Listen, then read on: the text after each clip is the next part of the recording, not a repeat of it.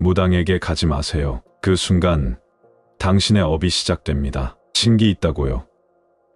그래서 귀신이 보인다고요? 부처님께서는 그것을 마장의 유혹이라 불렀습니다. 내 인생이 풀리지 않아 그곳을 찾는 순간 당신은 괴로움의 고리를 또 하나 만든 것입니다. 이 영상 지금 끝까지 보지 않으면 후회할 수도 있습니다. 왜 부처님은 무속인을 경계하셨는지 그 이유 지금 마음이 등불에서 밝혀드립니다. 안녕하세요.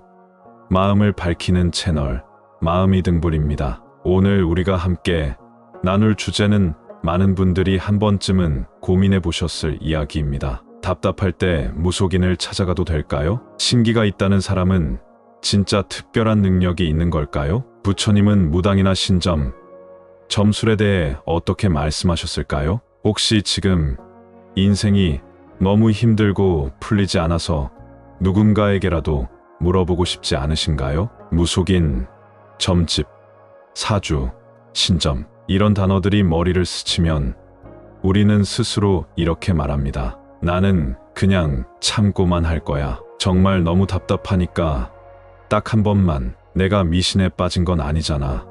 하지만 여러분, 부처님께서는 이런 심리를 너무나도 잘 아셨습니다. 그래서 수천 년 전부터 말씀하셨습니다. 눈앞의 고통을 벗어나기 위해 또 다른 업을 짓지 말라. 많은 무속인들은 이렇게 이야기합니다. 나는 어릴 때부터 신기가 있었어요. 귀신이 보였고 누구에게 무슨 일이 생길지 느껴졌어요. 심지어는 하늘에서 이상한 기운이 내려오더니 몸이 이상해졌어요 라고도 말합니다. 사람들은 이런 말을 들으며 묘한 경외심과 호기심을 느낍니다. 저 사람은 뭔가 특별한 능력이 있는 게 아닐까? 나는 보지 못하는 세계를 저 사람은 보는 거야. 혹시 저 사람은 영적인 존재들과 연결된 건 아닐까? 이런 생각은 곧 두 가지 방향으로 나아갑니다. 첫째는 맹목적 믿음, 둘째는 두려움 섞인 의존입니다. 내 인생의 해답이 저 사람에게 있을지도 모른다.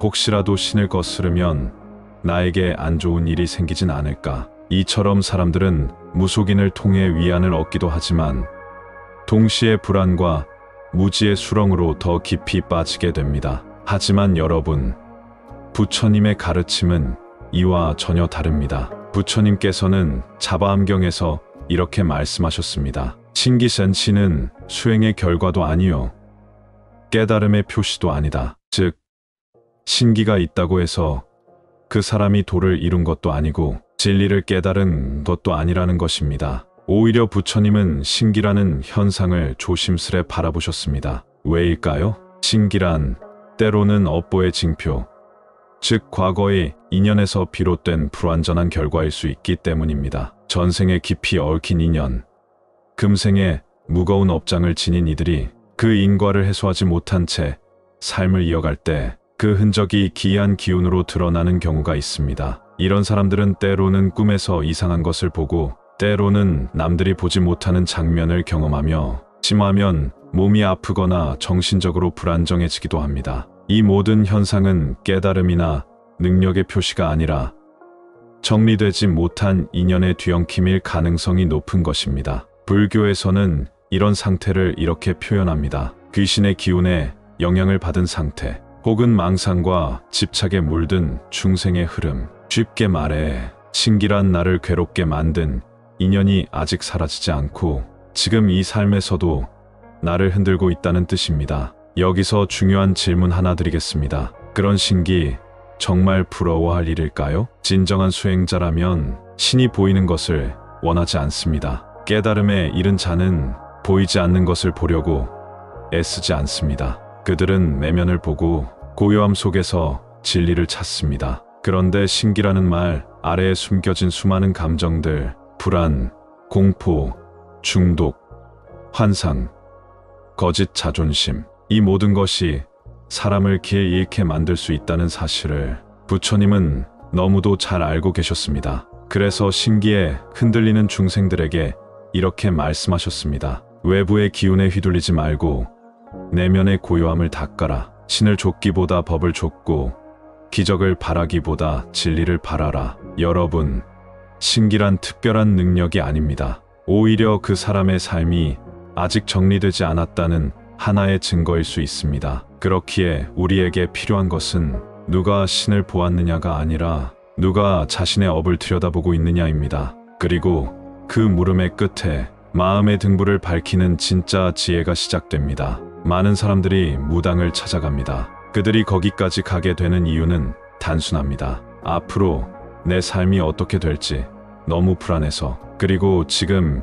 이 고통을 어떻게든 피하고 싶어서. 사실 그 마음 누구라도 이해할 수 있는 마음입니다. 사는 게 너무 답답하고 아무리 노력해도 풀리지 않는 일이 계속될 때 마음속엔 이런 생각이 피어오릅니다. 나 말고 누군가는 이 답을 알고 있지 않을까? 내가 보지 못하는 미래를 누군가는 볼 수 있지 않을까? 그렇게 우리는 무속인을 찾고 신점을 보고 예언을 들으러 갑니다. 하지만 부처님께서는 그 길이 결코 해답이 되지 않는 길이라고 단호히 말씀하셨습니다. 부처님께서는 이렇게 말씀하셨습니다. 미래를 미리 알 수 있다는 말은 헛된 망상이니 그로 인해 다시 괴로움이 생긴다. 이 말은 아주 깊은 뜻을 담고 있습니다. 우리는 불확실한 미래를 두려워합니다. 그래서 그것을 알고 싶어 하죠. 하지만 아이러니하게도 그 미래를 알려고 하는 순간부터 우리는 또 다른 불안의 덫에 빠지게 됩니다. 무속인은 말합니다. 올해는 조심해야 해요.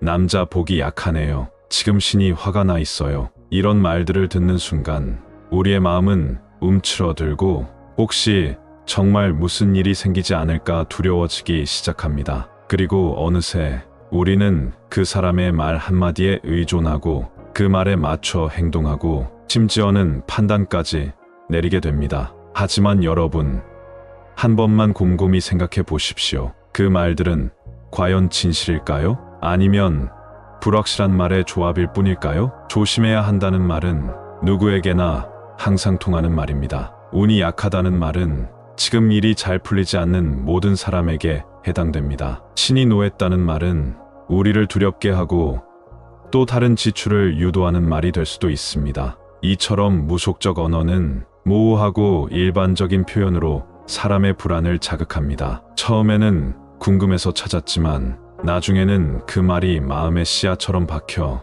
계속 의심하고 불안해하고 또 다른 무속인을 찾아가게 만들죠. 그리고 결국 우리는 문제를 해결한 것이 아니라 불안이라는 괴물을 키우는 길로 들어서게 됩니다. 부처님께서는 미래를 보려고 하지 않으셨습니다. 왜냐하면 그분은 아셨기 때문입니다. 삶의 진짜 힘은 지금 이 순간을 어떻게 살아내는가에 달려 있다는 것. 미래를 알려고 애쓰기보다는 지금 내 마음을 바로 보고 지금 이 순간 어떤 업을 짓고 있는지를 깨닫는 것이 진정한 수행이고 해탈로 가는 길입니다. 우리 모두는 알고 있습니다. 예언은 달콤할 수도 있고 두려움을 줄 수도 있지만 그 예언이 내 삶을 대신 살아줄 수는 없습니다. 그 누구도 내 인생을 정확히 말해줄 수 없습니다. 진실을 말하는 자는 무당이 아니라 고요한 내 마음 안에 있습니다. 그 마음을 들여다보는 것, 그것이 부처님께서 우리에게 가르쳐 주신 가장 정확하고 따뜻한 진리입니다. 불교에서 가장 중요하게 여기는 것은 무엇일까요? 수많은 경전 속 가르침을 하나로 모아본다면 그 중심에는 늘 이 질문이 놓여 있습니다. 이 괴로움은 어디에서 오는가? 부처님께서 왕궁의 삶을 버리고 출가한 이유도 단 한 가지였습니다. 왜 사람은 고통받는가? 그리고 그 고통의 뿌리는 무엇인가? 이 문제를 해결하지 않고서는 어떤 삶도 근본적으로 자유로울 수 없다는 것을 깨달으셨던 것이죠. 그래서 부처님은 끝없이 관찰하고 수행하고 마음을 들여다보셨습니다. 그 결과 깨달음을 얻으신 뒤 이렇게 말씀하셨습니다. 고통에는 원인이 있다. 그 원인은 제거될 수 있으며 그 길이 바로 팔정도이다. 이처럼 불교는 철저히 고통의 원인을 스스로 바라보는 길입니다. 하지만 무속은 어떨까요? 무속의 세계는 고통이 생기면 그 원인을 항상 바깥에서 찾습니다. 이건 조상 탓이에요. 전생에 한이 맺혀 있네요. 누군가가 나를 저주한 것 같아요. 지금 귀신이 붙어 있어요. 이런 말을 들으면 사람들은 잠시 위안을 받습니다. 아, 내가 잘못해서 그런 게 아니구나. 내 인생이 이렇게 된 건 다 외부의 탓이었구나. 하지만 그 위안은 오래가지 못합니다. 왜냐하면 고통의 근원이 사라지지 않았기 때문입니다. 그 문제를 정말 해결한 것이 아니라 단지 책임을 다른 곳에 돌렸을 뿐이기 때문입니다. 부처님께서는 이와는 전혀 다른 시선을 우리에게 주셨습니다. 모든 괴로움은 마음에서 비롯되고 마음으로 인해 사라진다. 이 말씀은 법구경에 나오는 핵심 구절 중 하나입니다. 괴로움은 외부에서 오는 것이 아닙니다. 남이 나를 저주해서 생기는 것이 아니고 귀신이 붙어서 생기는 것도 아닙니다. 그 괴로움은 결국 내 마음 속의 탐욕, 분노, 어리석음 이 세 가지에서 비롯됩니다. 불교에서는 이를 탐진치라고 합니다. 이 탐진치는 우리가 살아가면서 수없이 짓는 업의 씨앗이 됩니다. 남과 비교하면서 느끼는 욕망, 내 뜻대로 되지 않아 터져 나오는 분노, 그리고 삶의 본질을 보지 못하고 쫓는 헛된 망상들, 이 모든 것이 괴로움의 씨앗이자 내 삶을 무겁게 만드는 원인입니다. 무속인은 그 씨앗을 보게 하지 않습니다. 그저 눈앞의 결과만을 설명하고 의식이나 구지라는 외부적 방식으로 해결하려 하죠. 하지만 그것은 단지 풀잎만 잘라내는 일입니다. 뿌리를 남겨둔 채 겉모습만 정리해본들 그 괴로움은 다시 자라날 수밖에 없습니다. 그리고 더 무서운 일이 생깁니다. 바로 의존이라는 새로운 업을 짓게 되는 것입니다. 이번엔 풀렸지만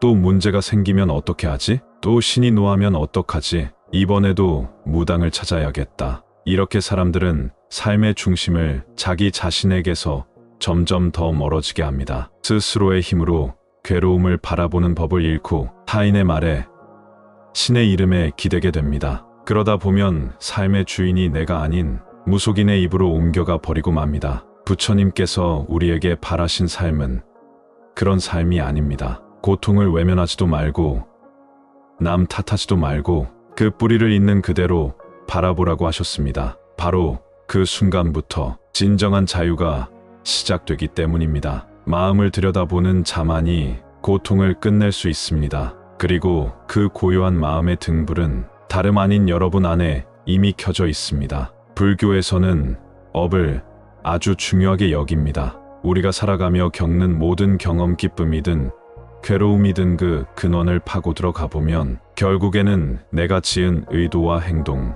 즉 업의 결과에 이르게 됩니다. 업이란 단지 행동만을 뜻하지 않습니다. 내가 어떤 마음으로 그 행동을 했는지, 그 마음에 담긴 의도와 감정, 그리고 그로 인해 만들어진 인연의 고리까지 모두 포함됩니다. 그러니까 업은 단순한 행위의 흔적이 아니라 마음에서 시작된 흐름이 삶 전반에 걸쳐 영향을 끼치는 힘입니다. 그런데 여기서 중요한 질문 하나를 던져야 합니다. 무속인을 찾는 우리의 마음은 과연 어떤 마음인가요? 그 마음이 정말 수행의 길을 찾고자 하는 마음일까요? 아니면 두렵고 불안하고 혹은 욕심이 앞서는 마음일까요? 우리는 종종 이렇게 말합니다. 이 사람이 나를 사랑하게 해주세요. 이번 시험에 꼭 붙게 해주세요. 사업이 잘 되게 도와주세요. 저 사람은 나쁜 놈이에요. 벌 좀 받게 해주세요. 이런 말은 익숙하면서도 참 무섭습니다.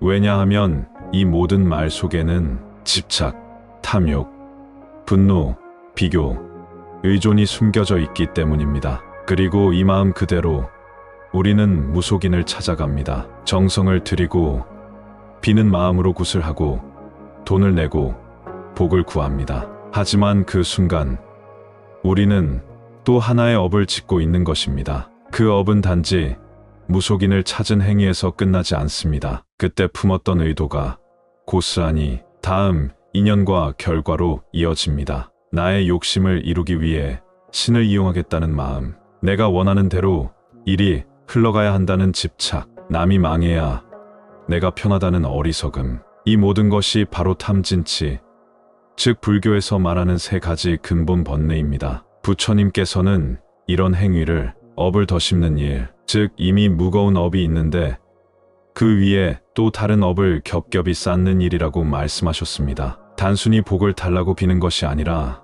그 과정에서 자신의 탐욕을 합리화하고 외부 존재에게 그 책임을 미루며 내 안의 번뇌를 더 키우는 결과가 되는 것입니다. 그리고 그 업은 결코 나를 자유롭게 하지 않습니다. 잠시 눈앞에 일이 풀리는 듯해도 그 뒤엔 또 다른 괴로움이 기다리고 있게 됩니다. 왜냐하면 의도 자체가 괴로움에서 출발했기 때문입니다. 불안에서 나온 선택은 결국 또 다른 불안을 낳고 두려움에서 행한 행위는 다시 두려움을 불러옵니다. 마치 어두운 바다 속에서 빠져나오고자 발버둥 칠수록 더 깊은 심연으로 가라앉는 것과 같습니다. 여기서 부처님은 우리에게 아주 분명한 길을 알려주십니다. 업을 짓지 않는 삶을 살아라. 집착을 놓고 분노를 끊고 어리석음을 밝히는 지혜를 가져라. 무속은 업을 끊지 않습니다. 오히려 그 업을 더 견고하게 만들고 괴로움이라는 사슬을 하나 더 연결할 뿐입니다. 반면 부처님의 가르침은 내가 짓는 업을 알아차리게 하고 그 업을 끊어갈 수 있도록 이끕니다. 나를 중심에 놓고 외부에 흔들리지 않는 지혜의 눈을 뜨게 합니다. 무속의 길은 마음을 어둡게 하고 불교의 길은 마음을 밝힙니다. 그러니 질문을 바꿔야 합니다. 내가 원하는 것을 이루려면 어떻게 해야 하나요? 가 아니라 나는 지금 어떤 업을 짓고 있는가로 바꾸는 순간, 그때 비로소 우리는 무속의 세계가 아닌 진리의 세계에 부처님께서 일러주신 해탈의 길에 발을 들이게 됩니다. 우리는 종종 신기가 있는 사람을 부러워합니다. 왠지 모르게 그들이 특별한 능력을 가진 것처럼 보이고 눈에 보이지 않는 세계와 연결되어 있다는 점에서 일반인과는 다른 차원의 사람처럼 느껴지기도 하지요. 영적인 능력이 있는 사람은 뭔가 다르다. 전생의 공덕을 많이 쌓았을지도 몰라. 이런 막연한 인식은 때로 신기에 대한 환상을 낳습니다. 하지만 정작 신기를 지녔다고 말하는 사람들의 고백은 우리가 생각하는 것과는 전혀 다릅니다. 귀신이 보여서 잠을 못 자요. 사람들 많은 곳에 가면 머리가 깨질 듯 아파요. 누가 내 몸을 대신 쓰고 있는 것 같아요. 언제 어디서 또 이상한 일이 벌어질까 두려워요. 그렇습니다. 신기란 축복이 아니라 오히려 괴로움의 또 다른 이름일 수 있습니다. 신기를 가진 이들은 종종 삶의 평온을 누리지 못합니다. 감정이 불안정하고 신체의 컨디션이 흔들리며 자신의 의지로 통제되지 않는 감각과 경험에 시달립니다. 불교에서는 이런 현상을 단순히 능력이나 영성이라고 보지 않습니다. 오히려 마음이 분별에 물들고 업장이 정화되지 않은 상태에서 드러나는 한영이라 해석합니다. 부처님께서는 이를 마장, 즉 수행을 방해하는 마의 장애라고 하셨습니다. 마장이란 무엇일까요? 그것은 단순히 귀신을 보는 것이나 이상한 기운을 느끼는 것이 아닙니다. 그보다 더 깊은 차원에서 수행자의 마음을 흐리게 하고 자신이 특별하다는 착각에 빠지게 만들며 진짜 진리를 보지 못하게 만드는 모든 내적 장애를 말합니다. 신기를 갖게 된 사람은 종종 내가 남들과 다르다는 의식을 갖게 됩니다. 나는 보통 사람이 아니라 특별한 능력을 지닌 존재야. 이러한 마음이 바로 부처님께서 경계하신 아상, 즉 자기 존재에 대한 집착입니다. 이 아상은 수행자의 길에서 가장 위험한 장애물입니다. 왜냐하면 아상이 자리 잡는 순간 그 사람은 더 이상 배우려 하지 않고 스스로를 돌아보려 하지 않기 때문입니다. 나는 이미 안다. 나는 느낄 수 있다. 나는 신과 연결된 존재다. 이런 생각은 결국 그 사람을 진리에서 멀어지게 만들고 자신만의 망상 속에 갇히게 합니다. 게다가 신기와 관련된 괴로움은 주변 사람들에게도 영향을 미칩니다. 가족은 불안에 시달리고 관계는 무너지고 삶 전체가 혼란 속에 빠지는 경우도 많습니다. 이렇듯 신기는 누군가에게는 능력처럼 보일 수 있지만 실제로는 치유되지 못한 업과 감정, 정리되지 못한 인연, 그리고 괴로움의 잔여물이 뿜어져 나오는 현상일 수 있습니다. 부처님은 이런 신기와 같은 환영에 빠지지 말고 자기 마음을 고요히 관찰하라고 하셨습니다. 진짜 능력은 보이지 않는 것을 보는 것이 아니라 내 안의 괴로움을 끊는 힘이다. 즉, 귀신이 보이고 영적인 감각이 깨어난 것이 중요한 것이 아니라 그로 인해 내 삶이 자유로워졌는가, 내가 더 온전해졌는가, 더 이타적으로 살 수 있게 되었는가를 묻는 것이 진짜 수행자의 길이라는 것입니다. 그러니 우리는 신기를 부러워할 것이 아니라 그 사람의 괴로움을 이해하고 그 이면에 깃든 정화되지 못한 마음의 고통을 함께 연민으로 바라보아야 합니다. 그리고 스스로에게 이렇게 물어야 합니다. 나는 지금 나의 삶을 맑고 고요하게 살고 있는가? 그렇다면 그것이야말로 신기보다 더 귀한 마음의 등불이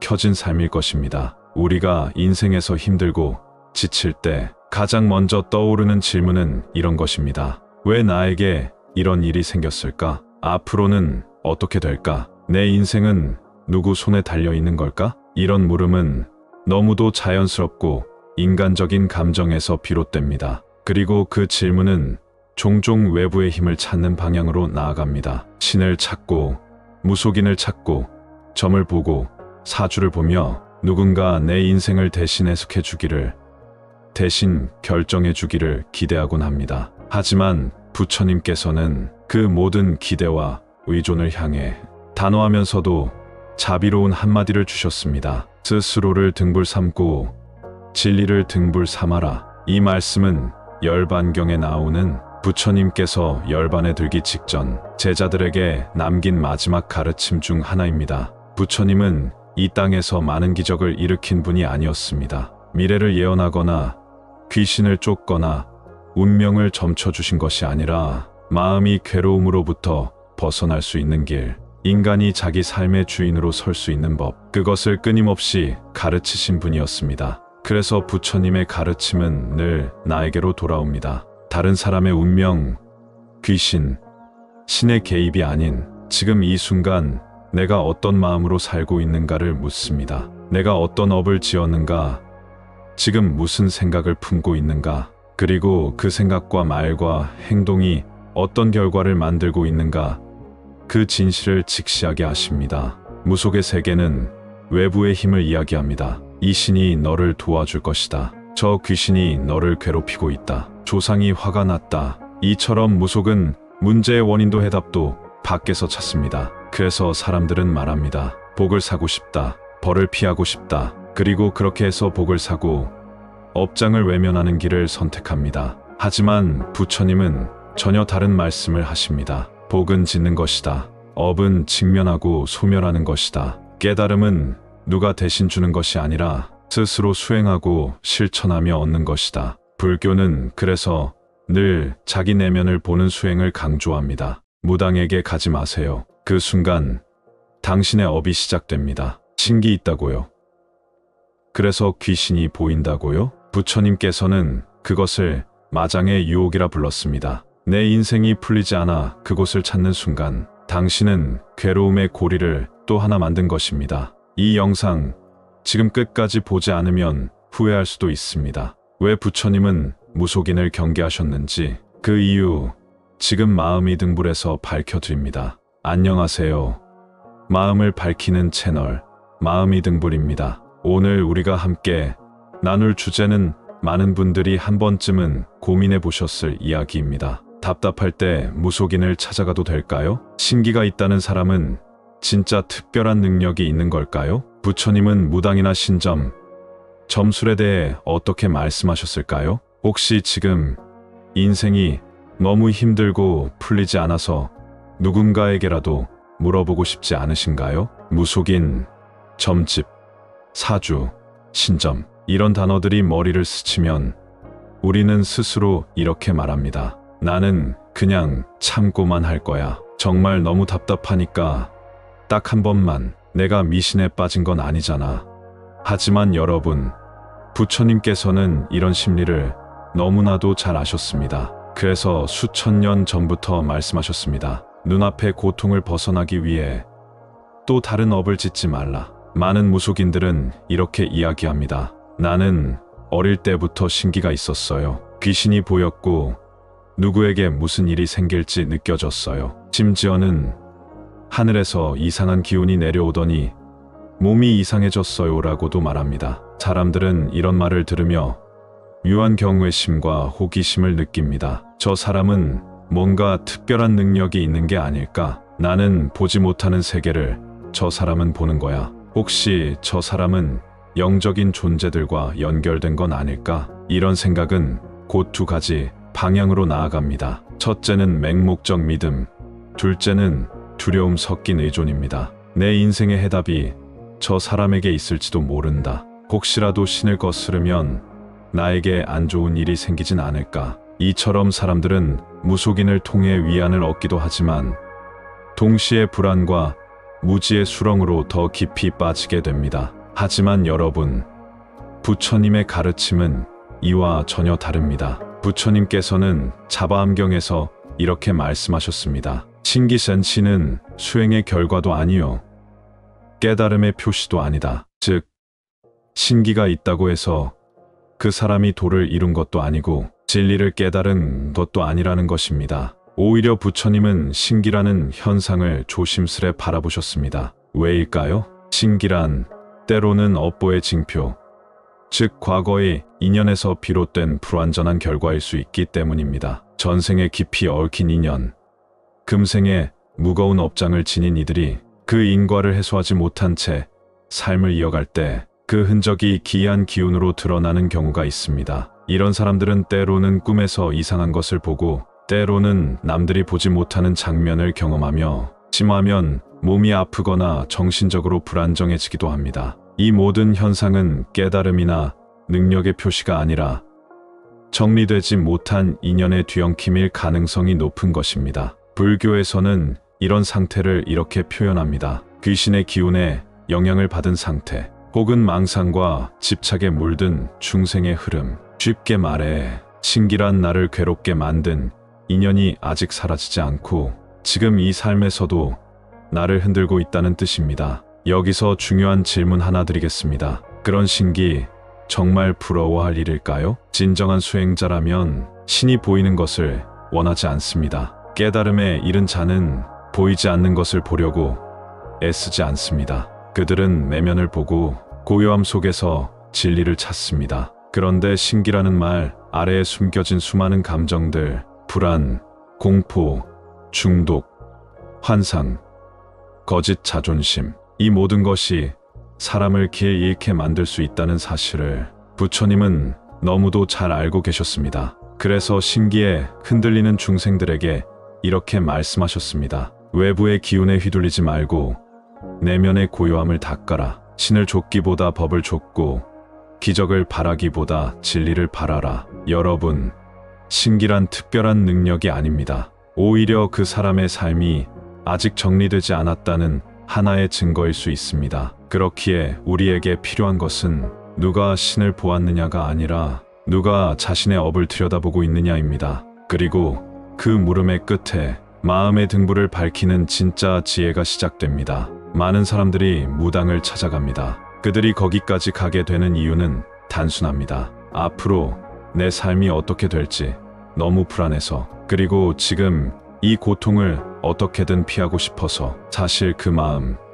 누구라도 이해할 수 있는 마음입니다. 사는 게 너무 답답하고 아무리 노력해도 풀리지 않는 일이 계속될 때 마음속엔 이런 생각이 피어오릅니다. 나 말고 누군가는 이 답을 알고 있지 않을까? 내가 보지 못하는 미래를 누군가는 볼 수 있지 않을까? 그렇게 우리는 무속인을 찾고 신점을 보고 예언을 들으러 갑니다. 하지만 부처님께서는 그 길이 결코 해답이 되지 않는 길이라고 단호히 말씀하셨습니다. 부처님께서는 이렇게 말씀하셨습니다. 미래를 미리 알 수 있다는 말은 헛된 망상이니 그로 인해 다시 괴로움이 생긴다. 이 말은 아주 깊은 뜻을 담고 있습니다. 우리는 불확실한 미래를 두려워합니다. 그래서 그것을 알고 싶어 하죠. 하지만 아이러니하게도 그 미래를 알려고 하는 순간부터 우리는 또 다른 불안의 덫에 빠지게 됩니다. 무속인은 말합니다. 올해는 조심해야 해요. 남자 복이 약하네요.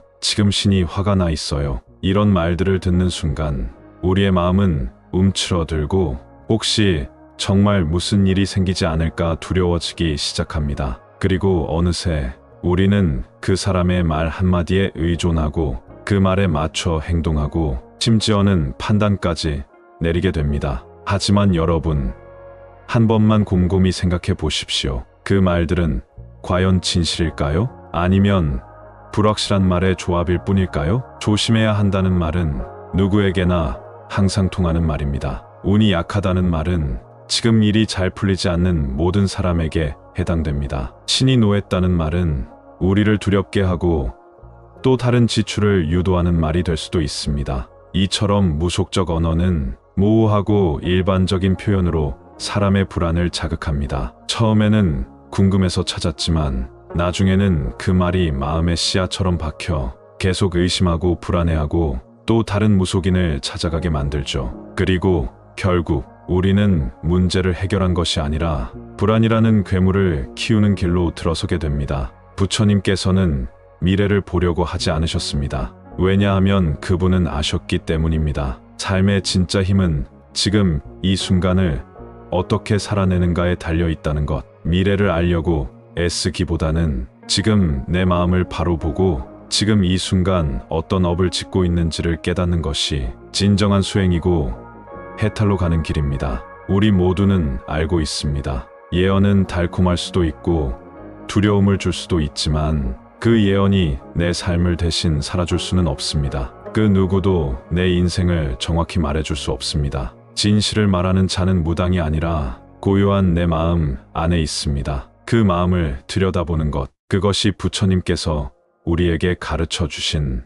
가장 정확하고 따뜻한 진리입니다. 불교에서 가장 중요하게 여기는 것은 무엇일까요? 수많은 경전 속 가르침을 하나로 모아본다면 그 중심에는 늘 이 질문이 놓여 있습니다. 이 괴로움은 어디에서 오는가? 부처님께서 왕궁의 삶을 버리고 출가한 이유도 단 한 가지였습니다. 왜 사람은 고통받는가? 그리고 그 고통의 뿌리는 무엇인가? 이 문제를 해결하지 않고서는 어떤 삶도 근본적으로 자유로울 수 없다는 것을 깨달으셨던 것이죠. 그래서 부처님은 끝없이 관찰하고 수행하고 마음을 들여다보셨습니다. 그 결과 깨달음을 얻으신 뒤 이렇게 말씀하셨습니다. 고통에는 원인이 있다. 그 원인은 제거될 수 있으며 그 길이 바로 팔정도이다. 이처럼 불교는 철저히 고통의 원인을 스스로 바라보는 길입니다. 하지만 무속은 어떨까요? 무속의 세계는 고통이 생기면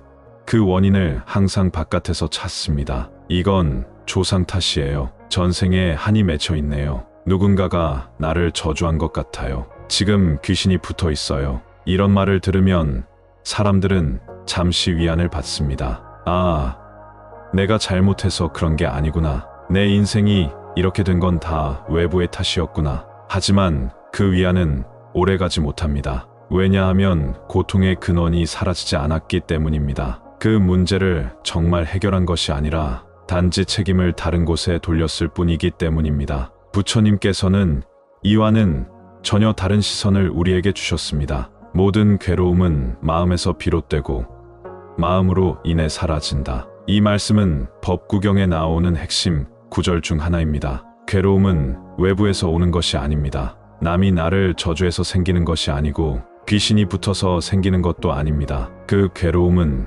결국 내 마음 속의 탐욕, 분노, 어리석음, 이 세 가지에서 비롯됩니다. 불교에서는 이를 탐진치라고 합니다. 이 탐진치는 우리가 살아가면서 수없이 짓는 업의 씨앗이 됩니다. 남과 비교하면서 느끼는 욕망, 내 뜻대로 되지 않아 터져 나오는 분노, 그리고 삶의 본질을 보지 못하고 쫓는 헛된 망상들, 이 모든 것이 괴로움의 씨앗이자 내 삶을 무겁게 만드는 원인입니다. 무속인은 그 씨앗을 보게 하지 않습니다. 그저 눈앞의 결과만을 설명하고 의식이나 구지라는 외부적 방식으로 해결하려 하죠. 하지만 그것은 단지 풀잎만 잘라내는 일입니다. 뿌리를 남겨둔 채 겉모습만 정리해 본들 그 괴로움은 다시 자라날 수밖에 없습니다. 그리고 더 무서운 일이 생깁니다. 바로 의존이라는 새로운 업을 짓게 되는 것입니다. 이번엔 풀렸지만 또 문제가 생기면 어떻게 하지? 또 신이 노하면 어떡하지? 이번에도 무당을 찾아야겠다. 이렇게 사람들은 삶의 중심을 자기 자신에게서 점점 더 멀어지게 합니다. 스스로의 힘으로 괴로움을 바라보는 법을 잃고 타인의 말에, 신의 이름에 기대게 됩니다. 그러다 보면 삶의 주인이 내가 아닌 무속인의 입으로 옮겨가 버리고 맙니다. 부처님께서 우리에게 바라신 삶은 그런 삶이 아닙니다. 고통을 외면하지도 말고 남 탓하지도 말고 그 뿌리를 있는 그대로 바라보라고 하셨습니다. 바로 그 순간부터 진정한 자유가 시작되기 때문입니다. 마음을 들여다보는 자만이 고통을 끝낼 수 있습니다. 그리고 그 고요한 마음의 등불은 다름 아닌 여러분 안에 이미 켜져 있습니다. 불교에서는 업을 아주 중요하게 여깁니다. 우리가 살아가며 겪는 모든 경험, 기쁨이든 괴로움이든 그 근원을 파고 들어가 보면 결국에는 내가 지은 의도와 행동, 즉 업의 결과에 이르게 됩니다. 업이란 단지 행동만을 뜻하지 않습니다. 내가 어떤 마음으로 그 행동을 했는지, 그 마음에 담긴 의도와 감정, 그리고 그로 인해 만들어진 인연의 고리까지 모두 포함됩니다. 그러니까 업은 단순한 행위의 흔적이 아니라 마음에서 시작된 흐름이 삶 전반에 걸쳐 영향을 끼치는 힘입니다. 그런데 여기서 중요한 질문 하나를 던져야 합니다. 무속인을 찾는 우리의 마음은 과연 어떤 마음인가요? 그 마음이 정말 수행의 길을 찾고자 하는 마음일까요? 아니면 두렵고 불안하고 혹은 욕심이 앞서는 마음일까요? 우리는 종종 이렇게 말합니다. 이 사람이 나를 사랑하게 해주세요. 이번 시험에 꼭 붙게 해주세요. 사업이 잘 되게 도와주세요. 저 사람은 나쁜 놈이에요. 벌 좀 받게 해주세요. 이런 말은 익숙하면서도 참 무섭습니다. 왜냐하면 이 모든 말 속에는 집착, 탐욕, 분노, 비교, 의존이 숨겨져 있기 때문입니다. 그리고 이 마음 그대로 우리는 무속인을 찾아갑니다. 정성을 들이고 비는 마음으로 굿을 하고 돈을 내고 복을 구합니다. 하지만 그 순간 우리는 또 하나의 업을 짓고 있는 것입니다. 그 업은 단지 무속인을 찾은 행위에서 끝나지 않습니다. 그때 품었던 의도가 고스란히 다음 인연과 결과로 이어집니다. 나의 욕심을 이루기 위해 신을 이용하겠다는 마음, 내가 원하는 대로 일이 흘러가야 한다는 집착, 남이 망해야 내가 편하다는 어리석음, 이 모든 것이 바로 탐진치, 즉 불교에서 말하는 세 가지 근본 번뇌입니다. 부처님께서는 이런 행위를 업을 더 심는 일, 즉 이미 무거운 업이 있는데 그 위에 또 다른 업을 겹겹이 쌓는 일이라고 말씀하셨습니다. 단순히 복을 달라고 비는 것이 아니라 그 과정에서 자신의 탐욕을 합리화하고 외부 존재에게 그 책임을 미루며 내 안의 번뇌를 더 키우는 결과가 되는 것입니다.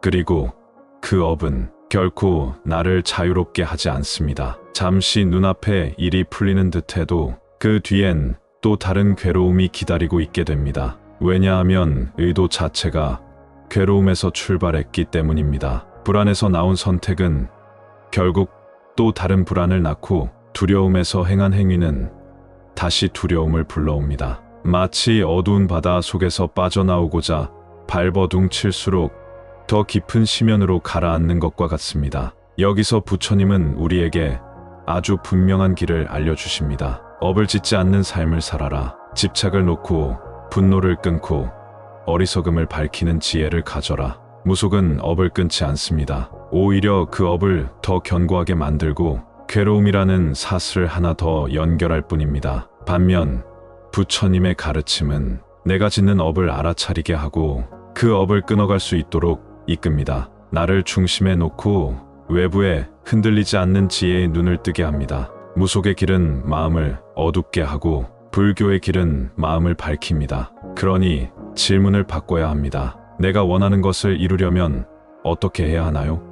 가 아니라 나는 지금 어떤 업을 짓고 있는가로 바꾸는 순간, 그때 비로소 우리는 무속의 세계가 아닌 진리의 세계에 부처님께서 일러주신 해탈의 길에 발을 들이게 됩니다. 우리는 종종 신기가 있는 사람을 부러워합니다. 왠지 모르게 그들이 특별한 능력을 가진 것처럼 보이고 눈에 보이지 않는 세계와 연결되어 있다는 점에서 일반인과는 다른 차원의 사람처럼 느껴지기도 하지요. 영적인 능력이 있는 사람은 뭔가 다르다. 전생의 공덕을 많이 쌓았을지도 몰라. 이런 막연한 인식은 때로 신기에 대한 환상을 낳습니다. 하지만 정작 신기를 지녔다고 말하는 사람들의 고백은 우리가 생각하는 것과는 전혀 다릅니다. 귀신이 보여서 잠을 못 자요. 사람들 많은 곳에 가면 머리가 깨질 듯 아파요. 누가 내 몸을 대신 쓰고 있는 것 같아요. 언제 어디서 또 이상한 일이 벌어질까 두려워요. 그렇습니다. 신기란 축복이 아니라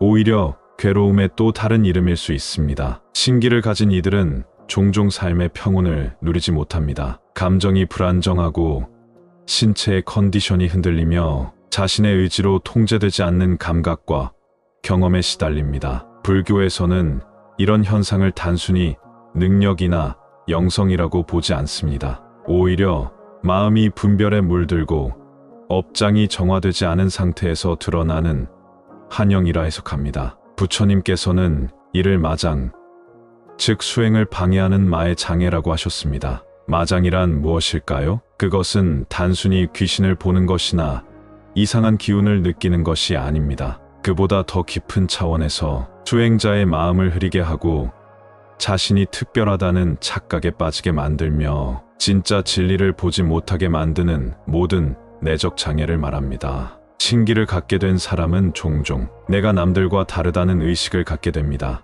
나는 보통 사람이 아니라 특별한 능력을 지닌 존재야. 이러한 마음이 바로 부처님께서 경계하신 아상, 즉 자기 존재에 대한 집착입니다. 이 아상은 수행자의 길에서 가장 위험한 장애물입니다. 왜냐하면 아상이 자리 잡는 순간 그 사람은 더 이상 배우려 하지 않고 스스로를 돌아보려 하지 않기 때문입니다. 나는 이미 안다. 나는 느낄 수 있다. 나는 신과 연결된 존재다. 이런 생각은 결국 그 사람을 진리에서 멀어지게 만들고 자신만의 망상 속에 갇히게 합니다. 게다가 신기와 관련된 괴로움은 주변 사람들에게도 영향을 미칩니다. 가족은 불안에 시달리고 관계는 무너지고 삶 전체가 혼란 속에 빠지는 경우도 많습니다. 이렇듯 신기는 누군가에게는 능력처럼 보일 수 있지만 실제로는 치유되지 못한 업과 감정, 정리되지 못한 인연,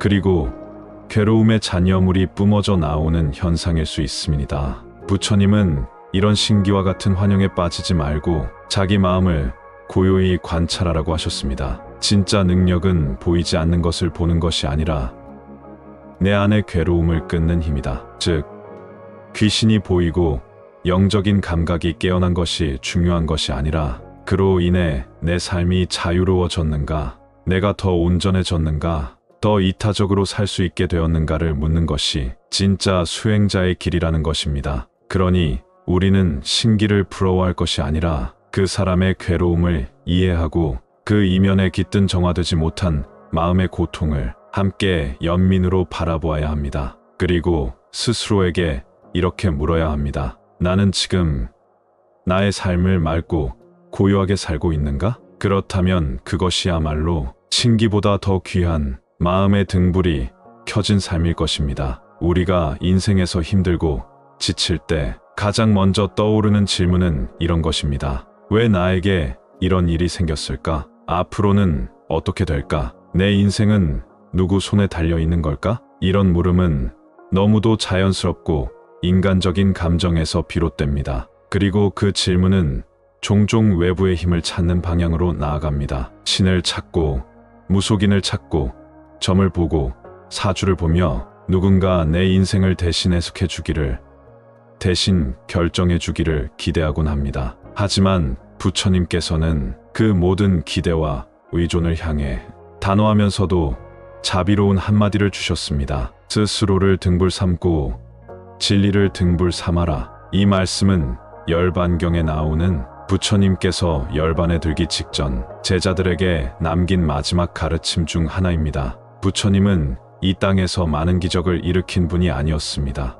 미래를 예언하거나 귀신을 쫓거나 운명을 점쳐주신 것이 아니라 마음이 괴로움으로부터 벗어날 수 있는 길, 인간이 자기 삶의 주인으로 설 수 있는 법, 그것을 끊임없이 가르치신 분이었습니다. 그래서 부처님의 가르침은 늘 나에게로 돌아옵니다. 다른 사람의 운명, 귀신, 신의 개입이 아닌 지금 이 순간 내가 어떤 마음으로 살고 있는가를 묻습니다. 내가 어떤 업을 지었는가, 지금 무슨 생각을 품고 있는가, 그리고 그 생각과 말과 행동이 어떤 결과를 만들고 있는가, 그 진실을 직시하게 하십니다. 무속의 세계는 외부의 힘을 이야기합니다. 이 신이 너를 도와줄 것이다. 저 귀신이 너를 괴롭히고 있다. 조상이 화가 났다. 이처럼 무속은 문제의 원인도 해답도 밖에서 찾습니다. 그래서 사람들은 말합니다. 복을 사고 싶다. 벌을 피하고 싶다. 그리고 그렇게 해서 복을 사고 업장을 외면하는 길을 선택합니다. 하지만 부처님은 전혀 다른 말씀을 하십니다. 복은 짓는 것이다. 업은 직면하고 소멸하는 것이다. 깨달음은 누가 대신 주는 것이 아니라 스스로 수행하고 실천하며 얻는 것이다. 불교는 그래서 늘 자기 내면을 보는 수행을 강조합니다. 무당에게 가지 마세요. 그 순간 당신의 업이 시작됩니다. 신기 있다고요. 그래서 귀신이 보인다고요? 부처님께서는 그것을 마장의 유혹이라 불렀습니다. 내 인생이 풀리지 않아 그곳을 찾는 순간 당신은 괴로움의 고리를 또 하나 만든 것입니다. 이 영상 지금 끝까지 보지 않으면 후회할 수도 있습니다. 왜 부처님은 무속인을 경계하셨는지 그 이유 지금 마음이 등불에서 밝혀드립니다. 안녕하세요. 마음을 밝히는 채널 마음이 등불입니다. 오늘 우리가 함께 나눌 주제는 많은 분들이 한 번쯤은 고민해 보셨을 이야기입니다. 답답할 때 무속인을 찾아가도 될까요? 신기가 있다는 사람은 진짜 특별한 능력이 있는 걸까요? 부처님은 무당이나 신점, 점술에 대해 어떻게 말씀하셨을까요? 혹시 지금 인생이 너무 힘들고 풀리지 않아서 누군가에게라도 물어보고 싶지 않으신가요? 무속인, 점집, 사주, 신점 이런 단어들이 머리를 스치면 우리는 스스로 이렇게 말합니다. 나는 그냥 참고만 할 거야. 정말 너무 답답하니까 딱 한 번만. 내가 미신에 빠진 건 아니잖아. 하지만 여러분, 부처님께서는 이런 심리를 너무나도 잘 아셨습니다. 그래서 수천 년 전부터 말씀하셨습니다. 눈앞의 고통을 벗어나기 위해 또 다른 업을 짓지 말라. 많은 무속인들은 이렇게 이야기합니다. 나는 어릴 때부터 신기가 있었어요. 귀신이 보였고 누구에게 무슨 일이 생길지 느껴졌어요. 심지어는 하늘에서 이상한 기운이 내려오더니 몸이 이상해졌어요 라고도 말합니다. 사람들은 이런 말을 들으며 묘한 경외심과 호기심을 느낍니다. 저 사람은 뭔가 특별한 능력이 있는 게 아닐까? 나는 보지 못하는 세계를 저 사람은 보는 거야. 혹시 저 사람은 영적인 존재들과 연결된 건 아닐까? 이런 생각은 곧 두 가지 방향으로 나아갑니다. 첫째는 맹목적 믿음, 둘째는 두려움 섞인 의존입니다. 내 인생의 해답이 저 사람에게 있을지도 모른다. 혹시라도 신을 거스르면 나에게 안 좋은 일이 생기진 않을까? 이처럼 사람들은 무속인을 통해 위안을 얻기도 하지만 동시에 불안과 무지의 수렁으로 더 깊이 빠지게 됩니다. 하지만 여러분, 부처님의 가르침은 이와 전혀 다릅니다. 부처님께서는 자바암경에서 이렇게 말씀하셨습니다. 신기센치는 수행의 결과도 아니요 깨달음의 표시도 아니다. 즉, 신기가 있다고 해서 그 사람이 도를 이룬 것도 아니고 진리를 깨달은 것도 아니라는 것입니다. 오히려 부처님은 신기라는 현상을 조심스레 바라보셨습니다. 왜일까요? 신기란 때로는 업보의 징표, 즉 과거의 인연에서 비롯된 불완전한 결과일 수 있기 때문입니다. 전생에 깊이 얽힌 인연, 금생에 무거운 업장을 지닌 이들이 그 인과를 해소하지 못한 채 삶을 이어갈 때 그 흔적이 기이한 기운으로 드러나는 경우가 있습니다. 이런 사람들은 때로는 꿈에서 이상한 것을 보고 때로는 남들이 보지 못하는 장면을 경험하며 심하면 몸이 아프거나 정신적으로 불안정해지기도 합니다. 이 모든 현상은 깨달음이나 능력의 표시가 아니라 정리되지 못한 인연의 뒤엉킴일 가능성이 높은 것입니다. 불교에서는 이런 상태를 이렇게 표현합니다. 귀신의 기운에 영향을 받은 상태, 혹은 망상과 집착에 물든 중생의 흐름. 쉽게 말해 신기란 나를 괴롭게 만든 인연이 아직 사라지지 않고 지금 이 삶에서도 나를 흔들고 있다는 뜻입니다. 여기서 중요한 질문 하나 드리겠습니다. 그런 신기, 정말 부러워할 일일까요? 진정한 수행자라면 신이 보이는 것을 원하지 않습니다. 깨달음에 이른 자는 보이지 않는 것을 보려고 애쓰지 않습니다. 그들은 내면을 보고 고요함 속에서 진리를 찾습니다. 그런데 신기라는 말 아래에 숨겨진 수많은 감정들, 불안, 공포, 중독, 환상, 거짓 자존심, 이 모든 것이 사람을 길 잃게 만들 수 있다는 사실을 부처님은 너무도 잘 알고 계셨습니다. 그래서 신기에 흔들리는 중생들에게 이렇게 말씀하셨습니다. 외부의 기운에 휘둘리지 말고 내면의 고요함을 닦아라. 신을 좇기보다 법을 좇고 기적을 바라기보다 진리를 바라라. 여러분, 신기란 특별한 능력이 아닙니다. 오히려 그 사람의 삶이 아직 정리되지 않았다는 하나의 증거일 수 있습니다. 그렇기에 우리에게 필요한 것은 누가 신을 보았느냐가 아니라 누가 자신의 업을 들여다보고 있느냐입니다. 그리고 그 물음의 끝에 마음의 등불을 밝히는 진짜 지혜가 시작됩니다. 많은 사람들이 무당을 찾아갑니다. 그들이 거기까지 가게 되는 이유는 단순합니다. 앞으로 내 삶이 어떻게 될지 너무 불안해서, 그리고 지금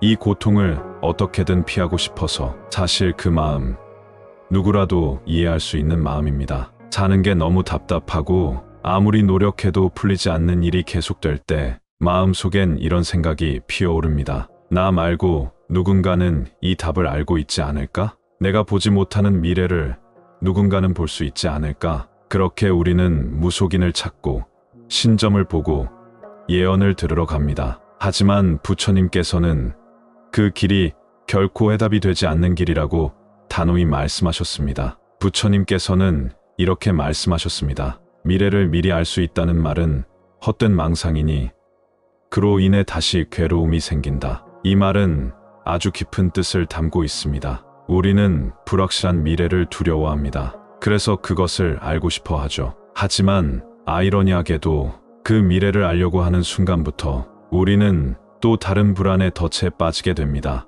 무속인은 말합니다. 올해는 조심해야 해요. 남자 복이 약하네요. 지금 신이 화가 나 있어요. 이런 말들을 듣는 순간 우리의 마음은 움츠러들고 혹시 정말 무슨 일이 생기지 않을까 두려워지기 시작합니다. 그리고 어느새 우리는 그 사람의 말 한마디에 의존하고 그 말에 맞춰 행동하고 심지어는 판단까지 내리게 됩니다. 하지만 여러분, 한 번만 곰곰이 생각해 보십시오. 그 말들은 과연 진실일까요? 아니면 불확실한 말의 조합일 뿐일까요? 조심해야 한다는 말은 누구에게나 항상 통하는 말입니다. 운이 약하다는 말은 지금 일이 잘 풀리지 않는 모든 사람에게 해당됩니다. 신이 노했다는 말은 우리를 두렵게 하고 또 다른 지출을 유도하는 말이 될 수도 있습니다. 이처럼 무속적 언어는 모호하고 일반적인 표현으로 사람의 불안을 자극합니다. 처음에는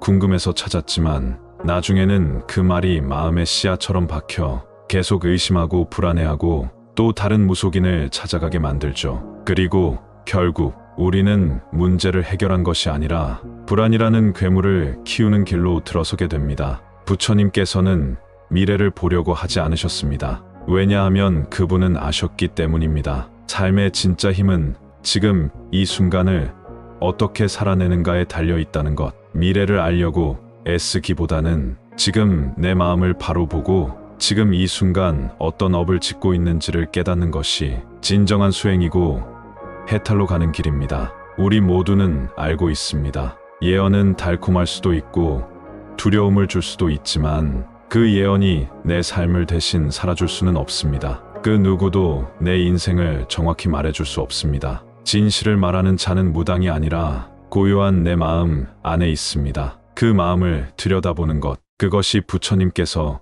우리에게 가르쳐 주신 가장 정확하고 따뜻한 진리입니다. 불교에서 가장 중요하게 여기는 것은 무엇일까요? 수많은 경전 속 가르침을 하나로 모아본다면 그 중심에는 늘 이 질문이 놓여 있습니다. 이 괴로움은 어디에서 오는가? 부처님께서 왕궁의 삶을 버리고 출가한 이유도 단 한 가지였습니다. 왜 사람은 고통받는가? 그리고 그 고통의 뿌리는 무엇인가? 이 문제를 해결하지 않고서는 어떤 삶도 근본적으로 자유로울 수 없다는 것을 깨달으셨던 것이죠. 그래서 부처님은 끝없이 관찰하고 수행하고 마음을 들여다보셨습니다. 그 결과 깨달음을 얻으신 뒤 이렇게 말씀하셨습니다. 고통에는 원인이 있다. 그 원인은 제거될 수 있으며 그 길이 바로 팔정도이다. 이처럼 불교는 철저히 고통의 원인을 스스로 바라보는 길입니다. 하지만 무속은 어떨까요? 무속의 세계는 고통이 생기면 그 원인을 항상 바깥에서 찾습니다. 이건 조상 탓이에요. 전생에 한이 맺혀 있네요. 누군가가 나를 저주한 것 같아요. 지금 귀신이 붙어 있어요. 이런 말을 들으면 사람들은 잠시 위안을 받습니다. 아, 내가 잘못해서 그런 게 아니구나. 내 인생이 이렇게 된 건 다 외부의 탓이었구나. 하지만 그 위안은 오래가지 못합니다. 왜냐하면 고통의 근원이 사라지지 않았기 때문입니다. 그 문제를 정말 해결한 것이 아니라 단지 책임을 다른 곳에 돌렸을 뿐이기 때문입니다. 부처님께서는 이와는 전혀 다른 시선을 우리에게 주셨습니다. 모든 괴로움은 마음에서 비롯되고 마음으로 인해 사라진다. 이 말씀은 법구경에 나오는 핵심 구절 중 하나입니다. 괴로움은 외부에서 오는 것이 아닙니다. 남이 나를 저주해서 생기는 것이 아니고 귀신이 붙어서 생기는 것도 아닙니다. 그 괴로움은 결국 내 마음 속의 탐욕, 분노, 어리석음 이 세 가지에서 비롯됩니다. 불교에서는 이를 탐진치라고 합니다. 이 탐진치는 우리가 살아가면서 수없이 짓는 업의 씨앗이 됩니다. 남과 비교하면서 느끼는 욕망, 내 뜻대로 되지 않아 터져 나오는 분노, 그리고 삶의 본질을 보지 못하고 쫓는 헛된 망상들, 이 모든 것이 괴로움의 씨앗이자 내 삶을 무겁게 만드는 원인입니다. 무속인은 그 씨앗을 보게 하지 않습니다. 그저 눈앞의 결과만을 설명하고 의식이나 구지라는 외부적 방식으로 해결하려 하죠. 하지만 그것은 단지 풀잎만 잘라내는 일입니다. 뿌리를 남겨둔 채 겉모습만 정리해 본들 그 괴로움은 다시 자라날 수밖에 없습니다. 그리고 더 무서운 일이 생깁니다. 바로 의존이라는 새로운 업을 짓게 되는 것입니다. 이번엔 풀렸지만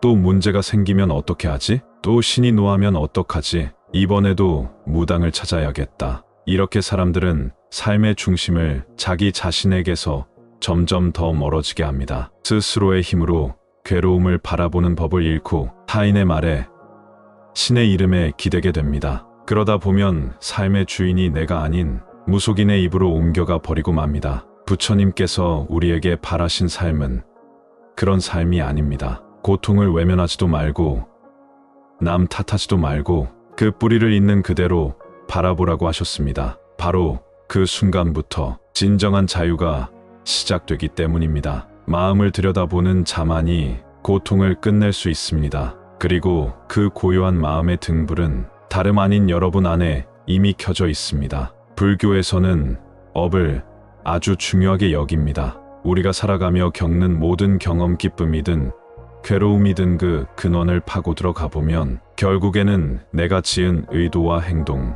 즉 업의 결과에 이르게 됩니다. 업이란 단지 행동만을 뜻하지 않습니다. 내가 어떤 마음으로 그 행동을 했는지, 그 마음에 담긴 의도와 감정, 그리고 그로 인해 만들어진 인연의 고리까지 모두 포함됩니다. 그러니까 업은 단순한 행위의 흔적이 아니라 마음에서 시작된 흐름이 삶 전반에 걸쳐 영향을 끼치는 힘입니다. 그런데 여기서 중요한 질문 하나를 던져야 합니다. 무속인을 찾는 우리의 마음은 과연 어떤 마음인가요? 그 마음이 정말 수행의 길을 찾고자 하는 마음일까요? 아니면 두렵고 불안하고 혹은 욕심이 앞서는 마음일까요? 우리는 종종 이렇게 말합니다. 이 사람이 나를 사랑하게 해주세요. 이번 시험에 꼭 붙게 해주세요. 사업이 잘 되게 도와주세요. 저 사람은 나쁜 놈이에요. 벌 좀 받게 해주세요. 이런 말은 익숙하면서도 참 무섭습니다. 왜냐하면 이 모든 말 속에는 집착, 탐욕, 분노, 비교, 의존이 숨겨져 있기 때문입니다. 그리고 이 마음 그대로 우리는 무속인을 찾아갑니다. 정성을 들이고 비는 마음으로 굿을 하고 돈을 내고 복을 구합니다. 하지만 그 순간 우리는 또 하나의 업을 짓고 있는 것입니다. 그 업은 단지 무속인을 찾은 행위에서 끝나지 않습니다. 그때 품었던 의도가 고스란히 다음 인연과 결과로 이어집니다. 나의 욕심을 이루기 위해 신을 이용하겠다는 마음, 내가 원하는 대로 일이 흘러가야 한다는 집착, 남이 망해야 내가 편하다는 어리석음, 이 모든 것이 바로 탐진치, 즉 불교에서 말하는 세 가지 근본 번뇌입니다. 부처님께서는 이런 행위를 업을 더 심는 일, 즉 이미 무거운 업이 있는데 그 위에 또 다른 업을 겹겹이 쌓는 일이라고 말씀하셨습니다. 단순히 복을 달라고 비는 것이 아니라 그 과정에서 자신의 탐욕을 합리화하고 외부 존재에게 그 책임을 미루며 내 안의 번뇌를 더 키우는 결과가 되는 것입니다. 그리고 그 업은 결코 나를 자유롭게 하지 않습니다. 잠시 눈앞에 일이 풀리는 듯해도 그 뒤엔 또 다른 괴로움이 기다리고 있게 됩니다. 왜냐하면 의도 자체가 괴로움에서 출발했기 때문입니다. 불안에서 나온 선택은 결국 또 다른 불안을 낳고 두려움에서 행한 행위는 다시 두려움을 불러옵니다. 마치 어두운 바다 속에서 빠져나오고자 발버둥 칠수록 더 깊은 심연으로 가라앉는 것과 같습니다. 여기서 부처님은 우리에게 아주 분명한 길을 알려주십니다. 업을 짓지 않는 삶을 살아라. 집착을 놓고 분노를 끊고 어리석음을 밝히는 지혜를 가져라. 무속은 업을 끊지 않습니다. 오히려 그 업을 더 견고하게 만들고 괴로움이라는 사슬을 하나 더 연결할 뿐입니다. 반면 부처님의 가르침은 내가 짓는 업을 알아차리게 하고 그 업을 끊어갈 수 있도록 이끕니다. 나를 중심에 놓고 외부에 흔들리지 않는 지혜의 눈을 뜨게 합니다. 무속의 길은 마음을 어둡게 하고 불교의 길은 마음을 밝힙니다. 그러니 질문을 바꿔야 합니다. 내가 원하는 것을 이루려면 어떻게 해야 하나요?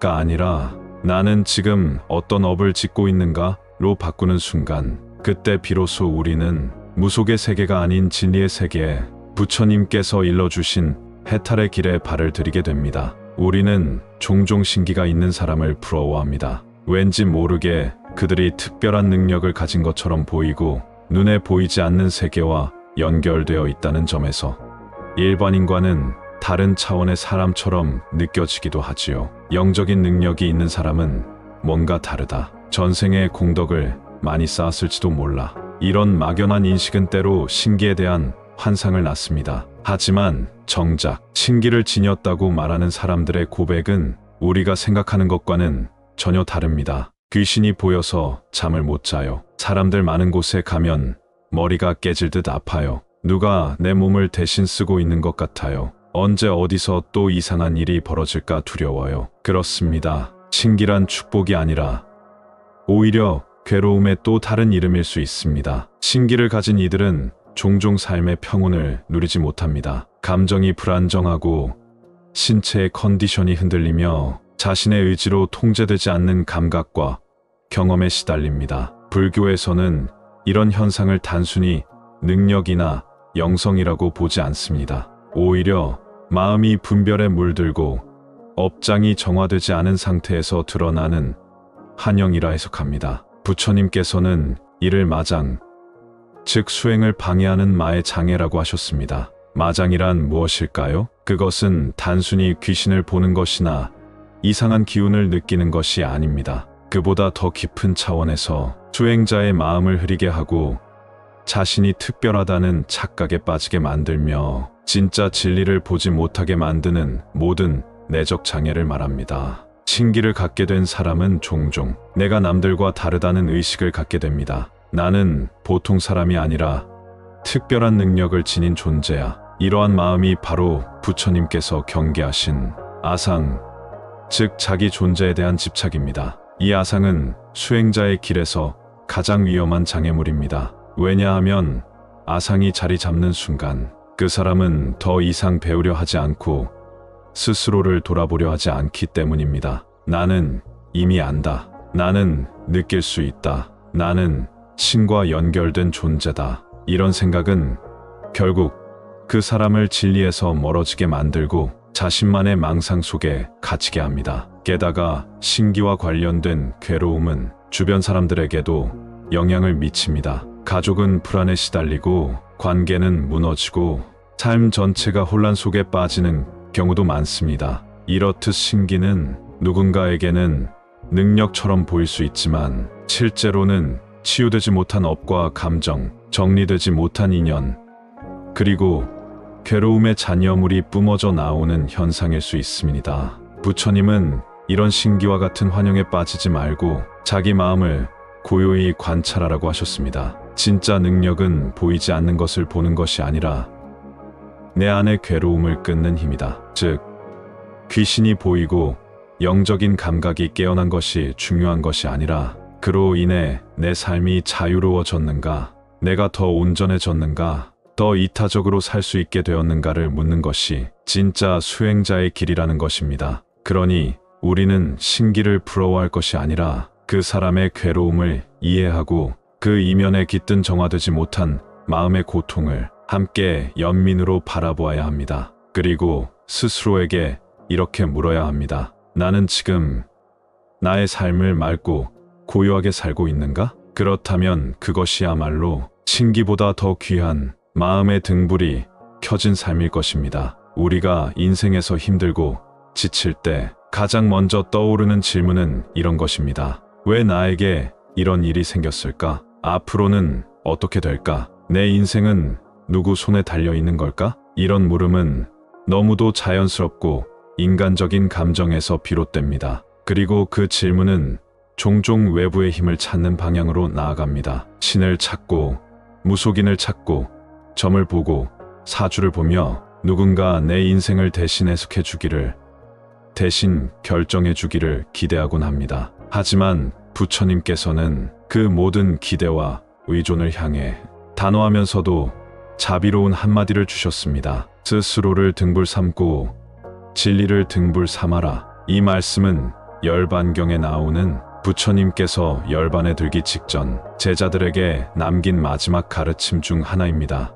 부처님은 이 땅에서 많은 기적을 일으킨 분이 아니었습니다. 미래를 예언하거나 귀신을 쫓거나 운명을 점쳐주신 것이 아니라 마음이 괴로움으로부터 벗어날 수 있는 길, 인간이 자기 삶의 주인으로 설 수 있는 법, 그것을 끊임없이 가르치신 분이었습니다. 그래서 부처님의 가르침은 늘 나에게로 돌아옵니다. 다른 사람의 운명, 귀신, 신의 개입이 아닌 지금 이 순간 내가 어떤 마음으로 살고 있는가를 묻습니다. 내가 어떤 업을 지었는가, 지금 무슨 생각을 품고 있는가, 그리고 그 생각과 말과 행동이 어떤 결과를 만들고 있는가, 그 진실을 직시하게 하십니다. 무속의 세계는 외부의 힘을 이야기합니다. 이 신이 너를 도와줄 것이다. 저 귀신이 너를 괴롭히고 있다. 조상이 화가 났다. 이처럼 무속은 문제의 원인도 해답도 밖에서 찾습니다. 그래서 사람들은 말합니다. 복을 사고 싶다. 벌을 피하고 싶다. 그리고 그렇게 해서 복을 사고 업장을 외면하는 길을 선택합니다. 하지만 부처님은 전혀 다른 말씀을 하십니다. 복은 짓는 것이다. 업은 직면하고 소멸하는 것이다. 깨달음은 누가 대신 주는 것이 아니라 스스로 수행하고 실천하며 얻는 것이다. 불교는 그래서 늘 자기 내면을 보는 수행을 강조합니다.